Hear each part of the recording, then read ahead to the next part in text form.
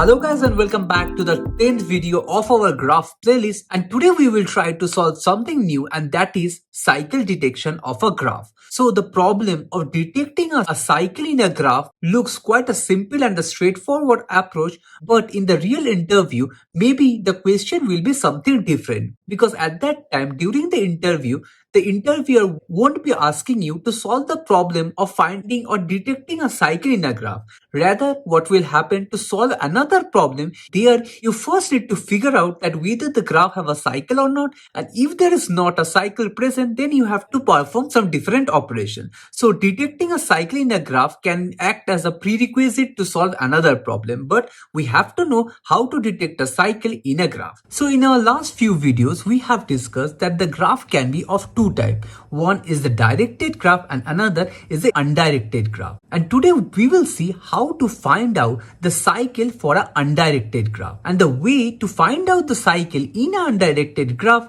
can also be solved with the help of the BFS and the DFS algorithm. So I have told you repeatedly, these two, the BFS and the DFS, are the core concept that you need to solve any problem on graph. So today we will be solving with the help of the BFS approach, and in our next video we will try to solve it with the help of the DFS approach. So though the end result will be same, that we have to find out whether a cycle is present on the graph or not, but we will be learning it in both the approaches.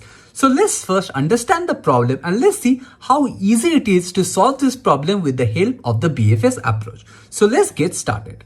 So here if you look carefully, there are two graphs that is given and both are undirected graph. And as you know, whenever a graph doesn't have a direction, means there is no arrow mark over there, then that graph is an undirected one. I think that concept is clear. So keeping that thing in mind that this is an undirected graph, here you can see there are two graphs that are present.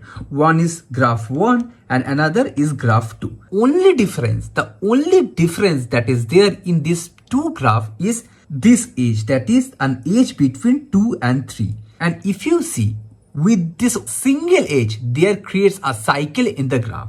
So now if you look carefully in this two graph, for this one, that is for the graph 1, if we implement the BFS approach, you can see this is a straightforward approach. That is, for example, you are starting your BFS traversal from node 0, and from the starting point 0, you will traverse to its neighboring nodes. So what are the neighboring nodes? So if you just see the adjacency list that is provided over here, from the node 0, you can travel to node 1. So here we will print this node and we will mark it as visited. Now in the next step, what we will do, from the node 1, we will see what are the neighboring nodes for the node 1.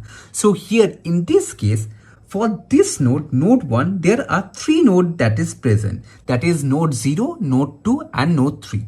But if you see, we are already coming from node 0. So there is no reason to go back to node 0. So we will discard this node. Rather what we will do, we will go to the next neighboring node that are unvisited. So here if you look carefully, node 2 and the node 3 are the two nodes that are not yet visited. So we will go to the node 2 and node 3. And as the rule of BFS tell, we will first go to node 2 and then we will go to node 3. So from here we will travel to node 2, we will print the value, we will mark it as visited, and thereafter we will go to the next node, that is the node 3, and we will print it and we will mark it as visited. So until this point everything is clear. This is a simple BFS traversal. Now what we will do, we will go to the next node, that is the node 2. And here if you check the node 2, the node 2's neighboring node is node 1, which is its parent node, means the node from where it is coming from. So there is no need to go back to node 1. So we will omit this node. So there is no unvisited neighboring nodes for the node 2. So we are done with the traversal of node 2. Similarly, for the node 3, you can see the neighboring nodes for the node 3 are 1 and 4, and 1 is its parent node, so we can omit it since it is coming from the node 1 itself. So the only unvisited node is node 4. So from node 3 we will go to the node 4 and we will mark it as visited and we will print it over here. Similarly, we'll go to the node 4, that is the last node. We will check what is its neighboring node, and that is 3, which is nothing but its parent node where it is coming from. So we will skip it, and that's it. We are done with this BFS traversal. And you can see this is the result of your BFS traversal for this graph. that is 0, 1, 2, 3, 4. But now if you see on the next test case, that is the graph 2, here you will see a peculiar behavior. So here if you just look at this diagram only, here you can see there is a circular connection that is associated over here. So you can see from node 1 you can travel to node 2, also you can travel to node 3, and from node 3 you can again go back to node 1. So here if you look carefully, there's a cycle or an infinite loop that is associated over here. And this is what we have to detect using the BFS algorithm, that whether there is a cycle that is present in this graph or not. So here in this case, that is for the graph 1, you can see there was no problem on traversing this entire graph using the BFS traverser. It was a simple straightforward approach.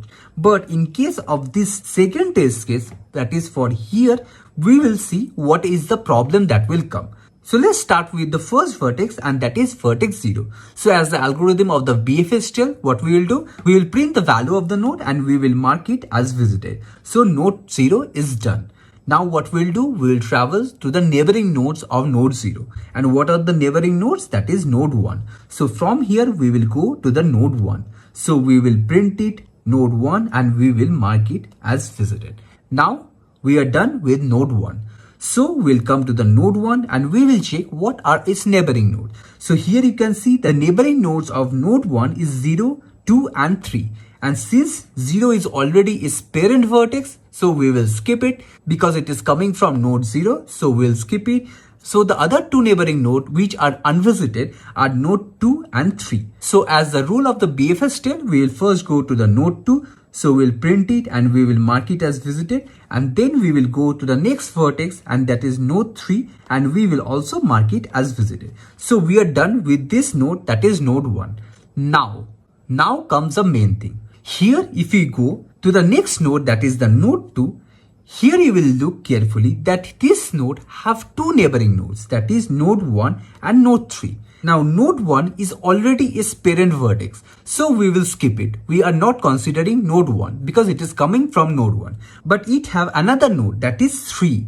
And this node 3 is already marked as visited, which means that there exists another flow or another path in the graph from where node 3 can be visited.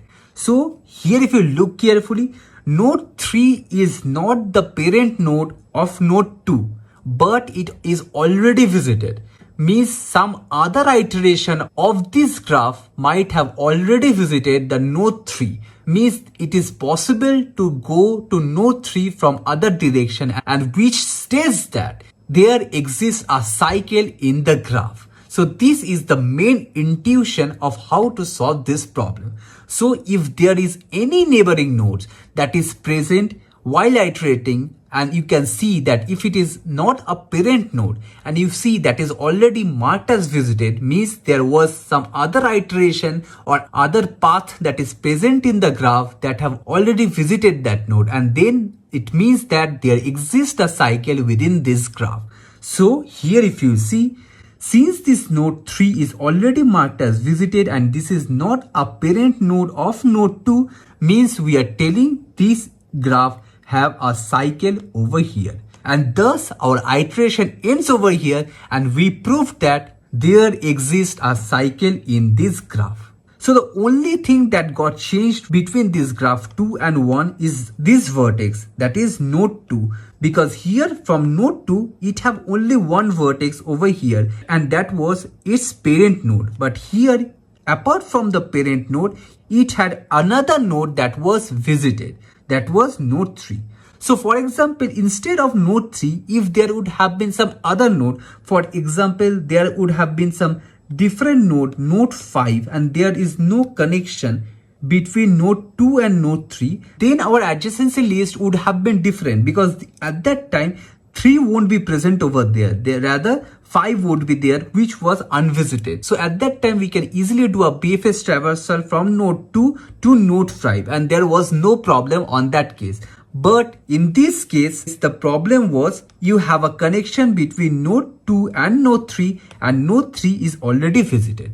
And thus here we can prove that there exists a cycle in the graph. So here you see how easy it is to prove that whether a graph have a cycle or not with the help of the BFS algorithm. So have we changed anything on the BFS algorithm? Nothing. It is the same BFS technique that we are using from the last 9 videos. The only thing that we did is while iterating over this neighboring list whether the nodes in the list is visited or not, and if it is a visited it should not be a parental node. If it's a parental node, no problem, but if it is a non-parental node, means the graph is not coming from that, then there exists a cycle over there. So I hope you got the main intuition or main concept of how we are finding or detecting a cycle within an undirected graph. Let's now write the algorithm and let's see how easy it is to implement this fact of detecting whether there exists a cycle in the graph or not. And you will see it is a simple implementation of the BFS only with a simple check that we are doing.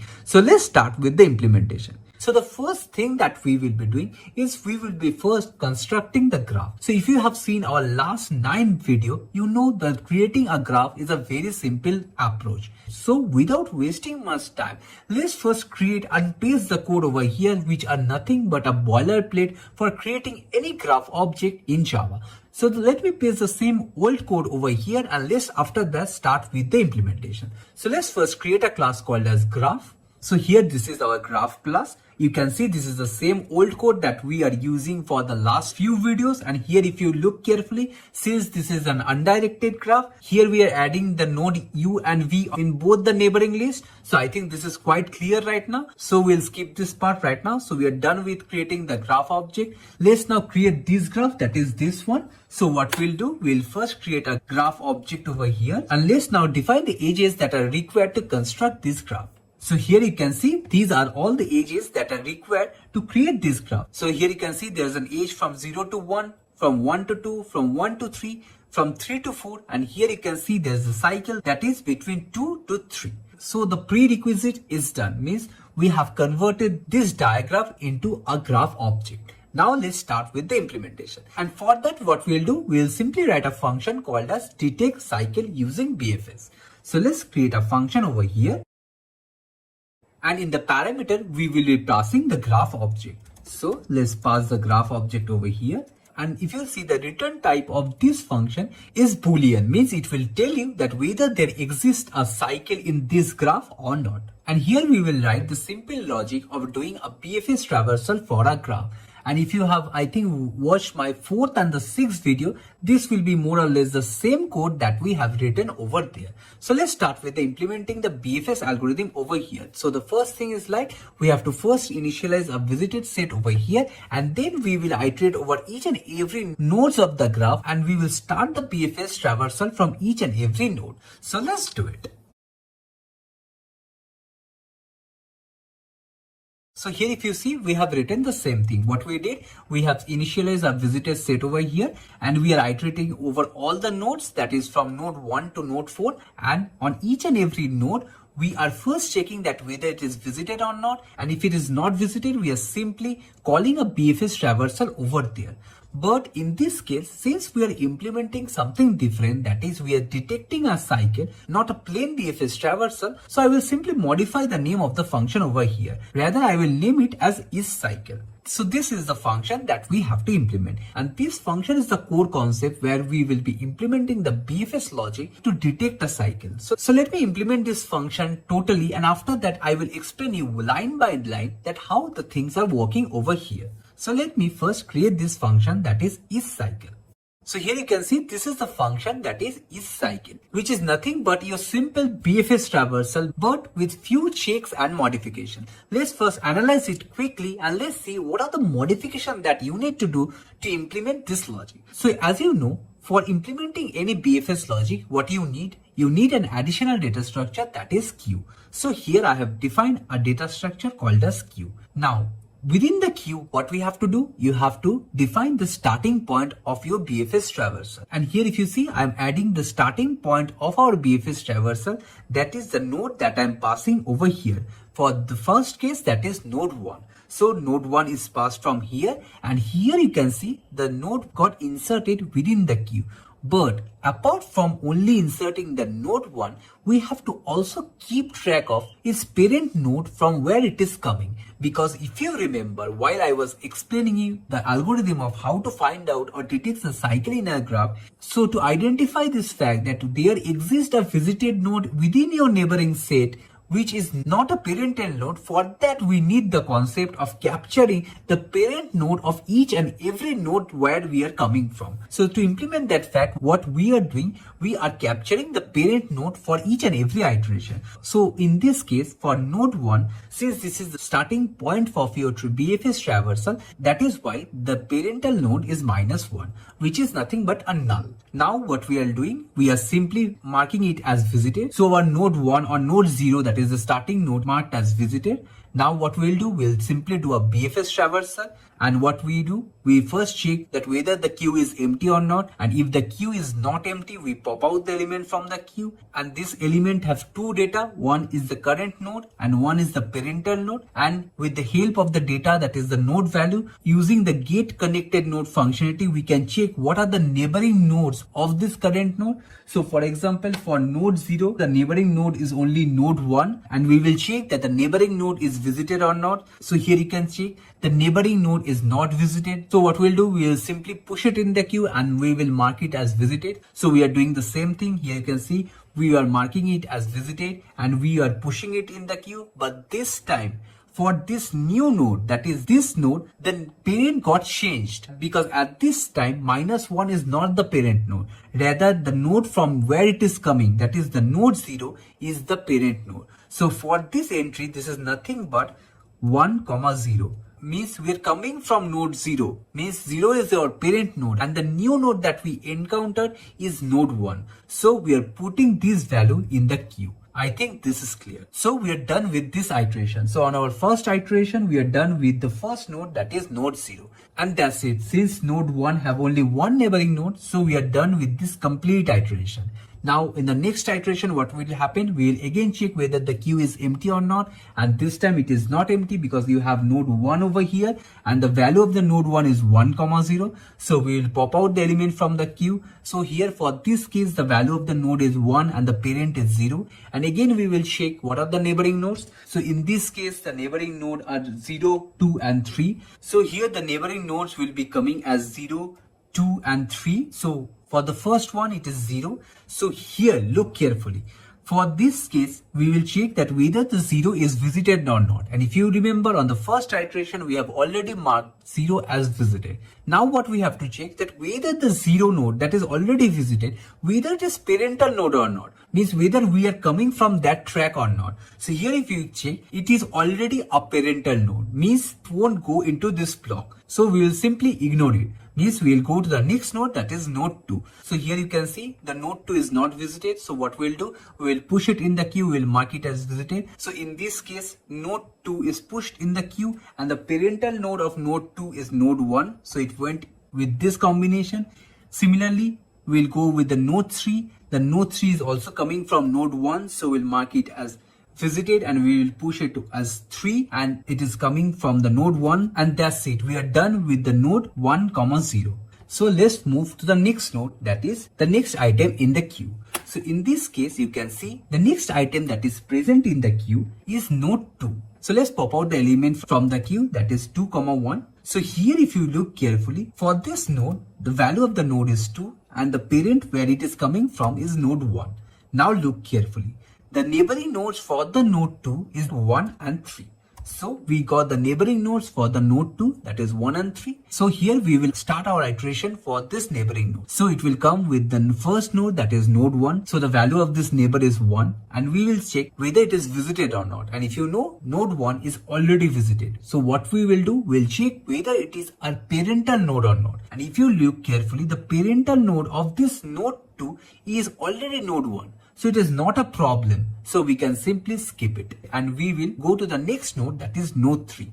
Here comes the problem. So at this point, we will check that whether node 3 is visited or not. And if you see, 3 is already visited. Now we'll check whether this 3 is a parental node or not. But here if you see, node 3 is not the parental node of node 2. Rather it is 1. So what will happen? It will execute this line and it will return true. Means we have found out a cycle in this graph, and hence this entire iteration will come to an end, and from this function isCycle we will return true from here. So what we'll do, we will set the return type over here as boolean, and here we will check that if this cycle returns a true, means we have found out a cycle. Means from here also we will return true. Means from the main class, if we are simply calling this function, that is detect cycle using BFS, and we are passing this graph object, if this returns a true, means we have to print out that a cycle got detected in this graph. So let's print out a message over here. So in this graph we got a cycle, so this will return a true over here. Means we have got a cycle. But if there is no cycle detected over here, means this entire iteration will keep on happening, and at some point this queue will get empty, and at the very end we will be done with our BFS traversal, and at the end we will return as false. Means no cycle got detected. And hence here also, once this entire iteration is done, here at the end we will return false. Means no cycle got detected within this for loop. Means at the end we are telling, unconfirming, that no cycle was there in this undirected graph, and hence we can prove it that there is no cycle present in this graph. And that's it. This is the entire code that is needed to detect a cycle in an undirected graph. I think this is pretty much clear how simply we are detecting a cycle within an undirected graph using the BFS technique. And if you see, the concept of the BFS still remains the same. The only modification that we are doing is we are keeping a track of the parental node, and here this is the additional check that we are doing to detect the cycle in the graph. So let's run this program and let's see whether we are getting the valid output or not. So what we'll do, I will simply import the libraries over here, and let's click on run. I hope I have not made any typos. So here there's a small typo. I have to make it as a static block. Let's modify that and click on run. And great, here you can see our function returns a value true. Means a cycle got detected using this BFS technique. Now let's prove one more thing.